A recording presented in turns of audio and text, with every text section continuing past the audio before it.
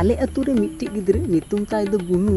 आले अतु रे मिट्टी गिद्रे नितुम ताय दो बुनु और ब्लॉग नितुम ते जतो हर सिपी दाकु नुनु।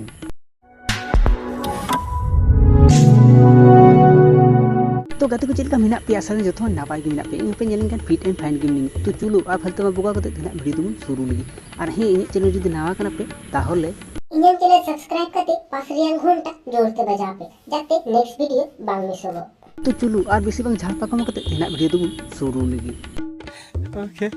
आपे तो जीबो रे हाना नवा ब्लॉग पे नेला कदा किंतु ओंकना ब्लॉग पे नेला कदा की ना बापे नेल का खाय में पिसकी कते नेल जुना पे ओंकना हो ब्लॉग हुई तहन बोलन की माने ब्लॉग नितुम ते जाय बार तई को इजे कुरा लेखाय की हर तो ची बांग को मेना जाय को नेल दा उनको तो मजा को इकेदा ओडारन हर तो ची को रबु न्यामा को तबे तो को मेना जहाना ओनकान होते के देश दो बदनाम ठीक बोले छी माने ब्लॉग में जुत के थोड़ा मोन नो जुत में अंका पिसिड कते दुडु कना भितरी रे जतो किछु नेम कान तमा माने नो दो ची कान ब्लॉग पुई हर ब्लॉग में उदुक को से आमा भितरी रे ओना सामाने उदुक को कना जे भितरी रे ची पेनम हरक कदा से बाम हरक कदा ओना उदुक को कना बोलते पारबो ना माने निने आगान होन इये बनु बांग लाजा सरम बनु जतो अखरिंग कतम जोन चबाव कदा की मानुष रे बाबा छी माने उनका चक चगा कते दुडुक कना भितरी रे जतो किछु नेम कानते ता होस बनु तया वीडियो तो कोराव चेगी जहाना अश्लील वीडियो हुई और मौज वीडियो हुई छी छी छी छी सब्जी गेदा ओना रे अमिट ब्लॉग और ओनकन अश्लील ना अश्लील ते पेरे सब्जी में गेदा मस्त में गेदा जे जाय बांग को बड़े उनको को चीदा माना कनाले ता बोले ओनका भितरी रे सामान हम उदु अकुआ हर द चिका बांग को बड़े भितरी रे सामान ये ना पेन को हरक ते है से आमा ना वीडियो जेता हर को चीदा माने हर सी मिता को बारी निन नसी होला जा शरम बनु ते एकदम जे लाजा शरम में दिया चबाव कदा इन नहीं रोड़े कना इन के लाजा बनु चलने थोड़ा गान तो लजा पे बाबारी नोंकाना वीडियो पे जुदा ओड़ा रे हर जदि को बुझे मा थाले के चिका पिया ओड़ा को लेबे अंडों पिया तबे को बुझा नोंकाना वीडियो बना रे चिकन मुजा ठीक बोलछो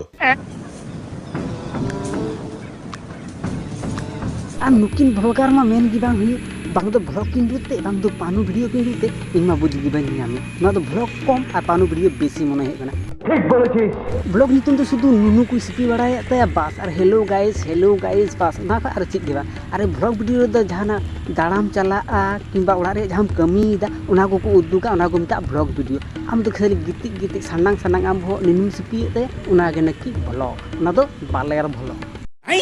बोलिस कि रे आले ब्लॉग कुराम सिखे आले चिका बाले बड़ा चिका ब्लॉग को कुरावा हर दो भले भले ब्लॉग को करा जहां से दाहन को चला कना ओना ब्लॉग को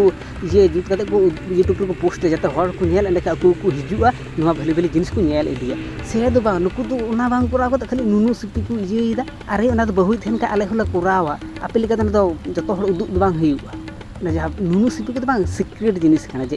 आई बहु नुनु सिपी तया हनान गुतुई तया ओना को सीक्रेट व्यापार कना और आपे में जतो हर सामांग रे हना को पे कुरावे ना दो माने इन ची मोने देना तो बांग दो पानु वीडियो रे शूटिंग चलु कान बांग दो चिक चलु कान इंगे बांग बुझ दाड़या आहारे की कोन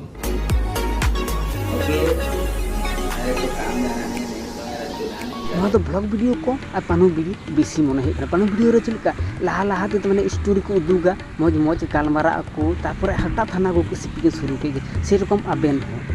उनको इंग्लिश और आबेन तो देसी माने ढेंगना मोरी आ मिटे लिमिट तेना भाई अनुको ना लिमिट जतो को पारम चबायदा आले ले रोस्टे का बांग आले के लाजा शरम बनु